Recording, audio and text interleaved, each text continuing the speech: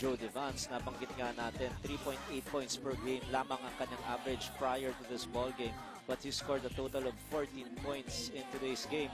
So yung kanyang separation, especially nung kinakailangan pumuntos ng Ginebra, kasama doon si Jody Vance. Well, great performance from him. Pero yung ibang mga players ng Barangay Ginebra, marami rin nag-step up. Yung dalawang big boys nila, Slaughter at Aguilar, did well. You know, yung numbers nila not screaming like they normally would in the first few games. But Slaughter did just enough to do damage, keep them close in that first half, especially good numbers for him.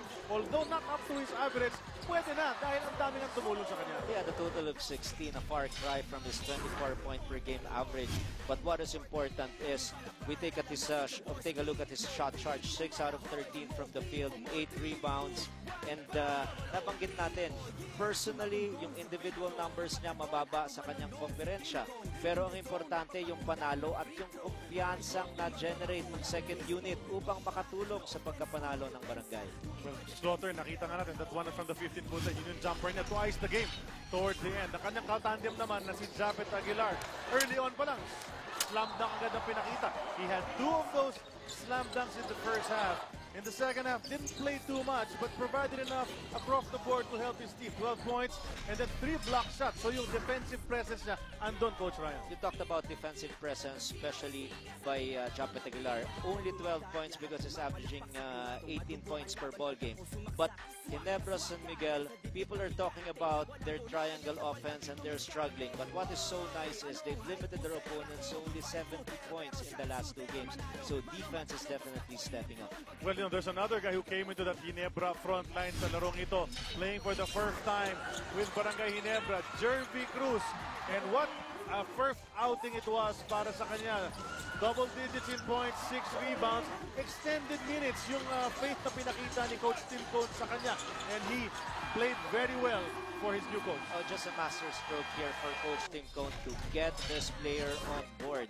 He was traded for Brondial, who was only good for 1.5 points per ball game. With this guy, instant offense for him. He has the ability to spread the floor because of his consistency from 15 to 18 feet.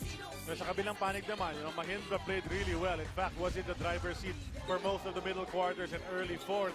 And nanguna dyan si Markey. Great performance, double-double. Not as impressive as yung huling laro niya kung kailan humugot siya ng 20 rebounds. But still, this guy was making crazy shots that would be on our highlight reel for the week. And also, this is the second straight double-double performance for Markey. He's only 6'3", but the way he's getting rebounds, 15.5 rebounds in the last 2 games.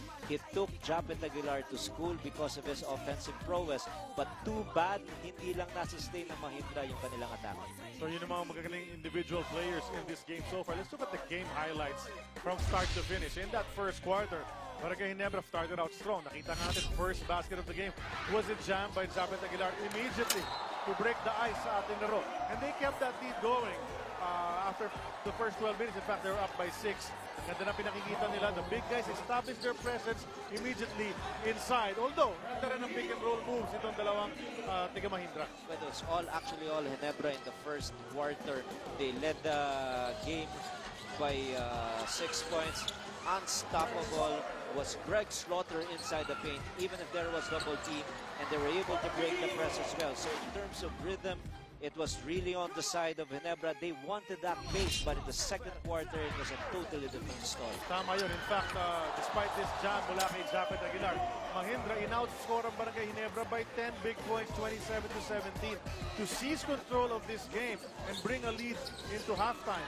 How did they do it? Well, it was patient offense, saka yung hard work na ginagawa nila on the boards, and of course, ito si Markey. Well, Mahindra stayed on course. They were down by as big as 11 points in the second, but they were just hardworking. They were getting a lot of style points, getting a lot of tough shots. They were able to outscore Ginebra 18-3 in the last 5 minutes of action. Third quarter, even ang labanan, coming out of that halftime huddles, itong dalawang koponan, obviously they talked about certain adjustments, and both teams were executing it to the hilt.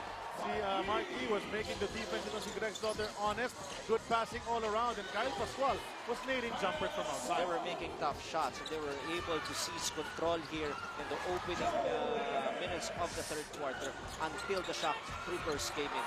These are actually the 5 players who bounced back really strong, and to give Ginebra that added push. Pagdating ng fourth, it was all Ginebra once again. Yun na nga, strong start para sa kanila. Napako ang Mahindra for several minutes at 60.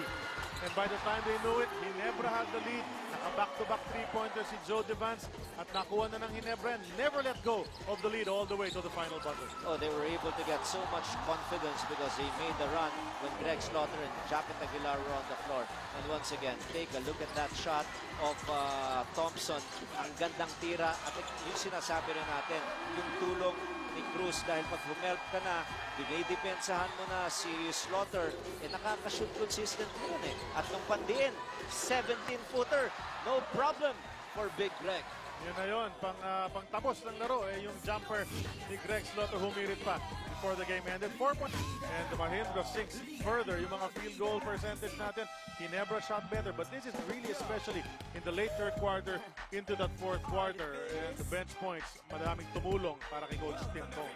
At yun ang magandang stat line dyan Yung points in the paint also 34 lamang na lamang itong Ginebra kontra Mahindra. Pero yung binabanggit mo, bench points 37 for Barangay Ginebra. Nariyan kasi si Joe Devance, nandyan si Jervy Cruz who had 10 points at only 24 for Mahindra. So contribution, maganda ang naging production ng lahat ng manlalaro. Scattered for Barangay Ginebra. Well, both teams daming nga nag-score sa double digits as you can see on your screen. So a well-played ball game, an exciting nightcap to this PBA Super Bowl Sunday mula sa Inares Center sa Antipolo City.